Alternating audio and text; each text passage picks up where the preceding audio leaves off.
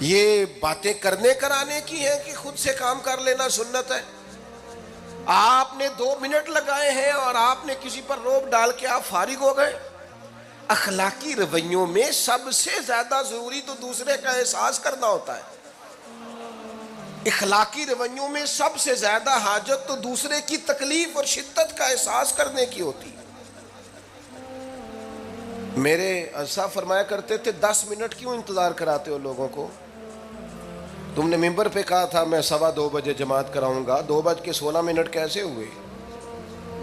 تمہیں اس کا پاس ہونا چاہیے تھا، تمہیں خیال ہونا چاہیے تھا کسی شخص کو کسی وجہ سے کوئی تکلیف، کوئی کسی اذیت کا شکار کیوں ہو، کوئی پریشان۔ میں اب تو الحمدللہ آپ اتنی بڑی تعداد میں آ گئے کہ جگہ آپ کے لیے مشکل ہو گئی، ورنہ شروع میں جب میں محافل کا ٹائم دیتا تھا تو میں وقت پہ چلا جاتا تھا۔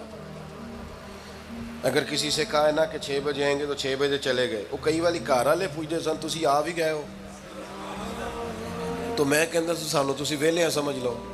ہمارا مزاج نہیں ہے نا جی، بلکہ ایک تقریب میں مجھے دعوت دی گئی تو اس پہ لکھا تھا 6 بجے، تو میں وہاں پہنچا تو میزبان بھی نہیں آئے تھے۔ مجھے بتائیں شادی کا کارڈ سارا خاندان بیٹھ کے لکھتا ہے نا، روانگی برات 1 بجے، 1 بجے جاتی ہے برات، مشترکہ جھوٹ بولا سارے خاندان نے۔ یہ رونے کی بات ہے، ہنسنے کی تھوڑی ہے۔ مسلمان اور جھوٹ بولے، مشترکہ طور پہ کہا یہ جھوٹ ہے۔ محفل ہوگی بعد از نماز عشاء، تو ختم کب ہوگی یہ بھی تو بتائیں۔ آپ نے قوم کو تو ایک شخص کا بتایا تھا کہ فلاں صاحب خطاب کریں گے، یہ مقامی، قومی، عالمی شہرت یافتہ، یہ کہاں سے آ گئے؟ کیوں تکلیف دی گئی؟ بلکہ ہم نے تو منصوبہ بندی کی ہے کہ لوگ ہمارے جلسوں میں نہ آئیں۔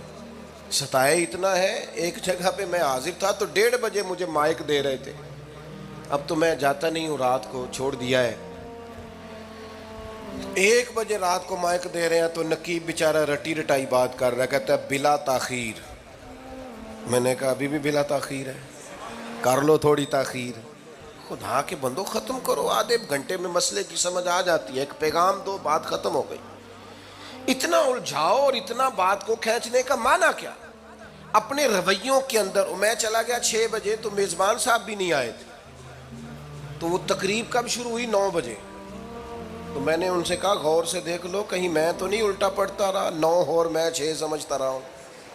یہ چھوڑے ان چیزوں کو، اپنی زندگی میں آپ نظم پیدا نہیں کریں گے تو کوئی کام کیسے کریں گے؟ حضرت حکیم الامت مفتی احمد یار خان صاحب نعیمی رحمۃ اللہ علیہ، مفتی صاحب رحمۃ اللہ علیہ جب جمعے والے دن الحمدللہ کہتے تھے نا تو پورا 1 بجا ہوتا تھا۔ لوگ گھڑی کو کہتے تھے تو غلط ہو سکتی ہے، پر مفتی صاحب پورے ٹائم پہ الحمدللہ کہتے ہیں۔ بلکہ ان کے بارے میں معروف ہے کہ وہاں ایک ذمہ دار تھا، بھینسوں کا دودھ دھوتے ہیں نا دیہاتی لوگ، تو عصر کی اذان سے 5 منٹ پہلے مفتی صاحب مسجد تشریف لے جاتے۔ یہ اخلاق ہے، یہ آپ کا رویہ ہے، یہ آپ کا انداز ہے۔ عصر کی اذان سے 5 منٹ پہلے جاتے تھے، جا کے وضو بنانا پڑے تو سنت ادا کر کے بر وقت نماز میں شامل ہو جائیں۔ تو مفتی صاحب گزر جاتے تو وہ ذمہ دار اپنے بیٹے سے کہتا کہ اب آپ نا بچے کو چھوڑیں بھینس کے نیچے تاکہ ہم بھینسوں کا دودھ دھوئیں۔ تو ایک دن وہ بیٹا کہنے لگا ابا جی ابھی تو یہ سورج کھڑا ہے، عصر کا ٹائم کہاں ہوا ہے؟ تو کہنے لگا تو چھڑ دے کٹا، مفتی صاحب لنگ گئے نہیں، ٹائم ہو گیا ہے۔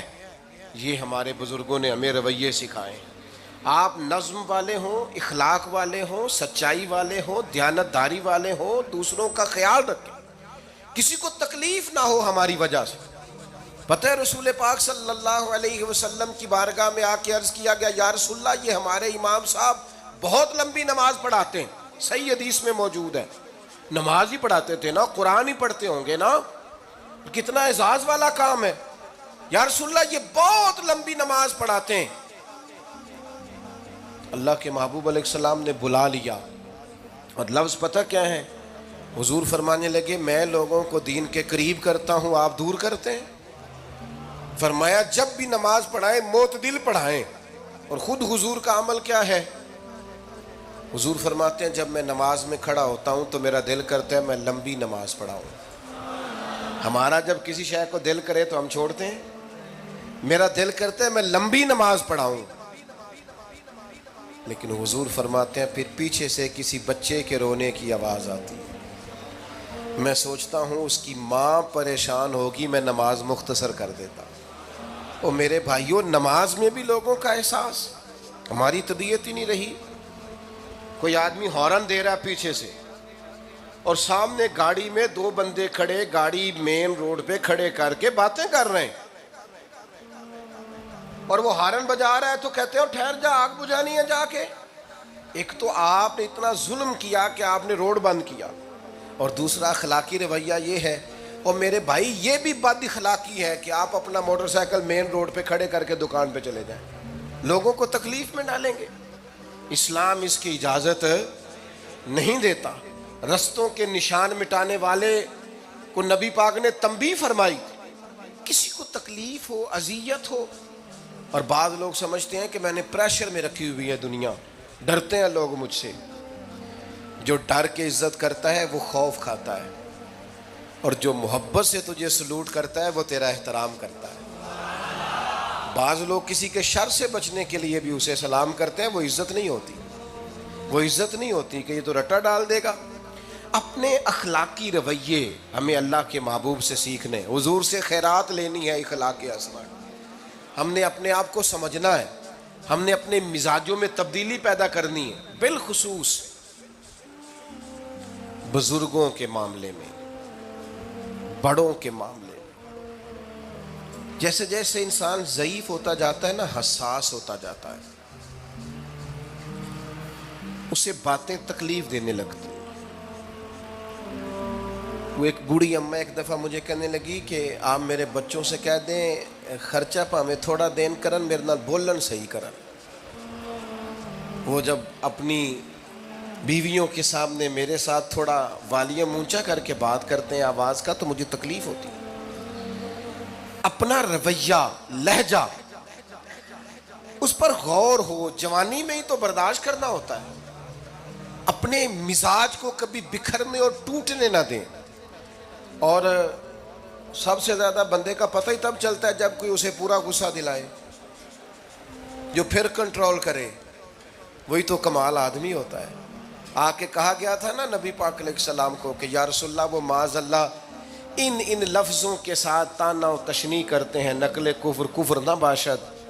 تو حضور فرمانے لگے وہ پتہ نہیں کس کی باتیں کرتے ہیں، مجھے تو اللہ نے محمد بنا کے بھیجا، میں تو محمد ہوں، اور محمد ہوتا ہی وہ ہے جس کی تعریفیں ہوں. وہ پتہ نہیں کس کی باتیں کر رہے ہیں، چھوڑو.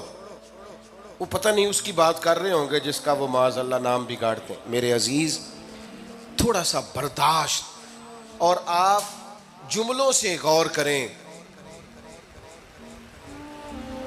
کسی کے لہجے سے غور کریں کہ وہ بندہ کہیں تکلیف میں تو نہیں، آزمائش میں تو نہیں. میں پہلے مختصر تقریر کرنا چاہ رہا تھا، اب آپ لوگوں نے اور مختصر کرا دیا مجھ سے، تو میں بس بات کو سمیٹنے لگا ہوں، آپ غور فرمائیں گے. ایک دن نبی پاک علیہ السلام نے سید عائشہ صدیقہ رضی اللہ تعالیٰ عنہ سے فرمایا. حضور فرمانے لگے عائشہ جب آپ مجھ سے خوش ہوتی ہیں تب بھی مجھے پتہ چل جاتا ہے، اور جب آپ کے دل میں کوئی بات ہوتی ہے تب بھی پتہ چل جاتا ہے. تو سیدہ پاک عرض کرنے لگی حضور مجھے میری ماں روئے، میں اور آپ سے ناراض. تو کریم فرمانے لگے بتاؤں پھر؟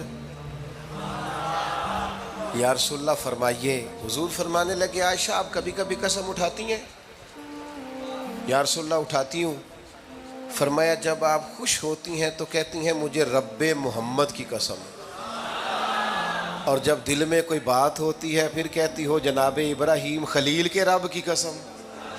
پھر حضرت ابراہیم کی نسبت سے قسم اٹھاتی ہو. تو جناب عائشہ کہتی ہیں حضور کی بات سن کے جو میرا حال تھا میں بتا نہیں سکتی. یا رسول اللہ آپ اتنا خیال کرتے ہیں؟ یہاں تک خیال فرماتے ہیں کوئی کیا بول رہا ہے؟ کہتی میں نے فوراً عرض کی کہ یا رسول اللہ مجھے رب محمد کی قسم ہو، میری زبان سے نام ہی جاتا ہے، میرے دل میں آپ ہر وقت موجود رہتے ہیں.